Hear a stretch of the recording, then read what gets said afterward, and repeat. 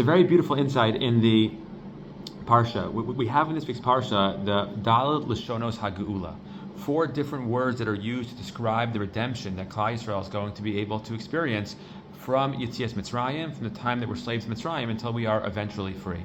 Chazal tell us that these Dalet Lishonos HaGeula are the source for also the Dalet Kosos on Pesach, that we have 4 cups of wine celebrating the fact that we left Mitzrayim, and each cup of wine corresponds to one of the 4 Lishonos of Geula.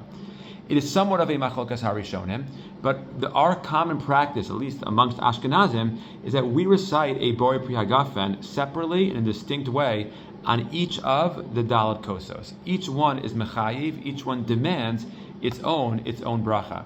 I believe Aaron Lichtenstein once suggested that one can derive from this a very powerful idea. Often we relate to things in black and white terms. There is galus and there is geula. There is exile and there is redemption. There is good and there is bad. Often, however, suggested with Lichtenstein, it's important to understand that there are stages of geula. There are stages of redemption. Each one of those stages is in and of itself worthy of a bracha, is worthy of a blessing. And in that sense, he suggested the 4 Lishonos HaGeula are each celebrated with their own kos, and each kos has and includes its own Borei Pri Hagafen, because each step along the way is a very valuable part of the process itself.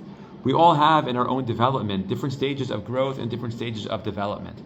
Part of what we learn from this week's Parsha is the capacity to reflect, to celebrate, and to identify each step in our process, just how wonderful and how beneficial it really is. Have a wonderful Shabbos.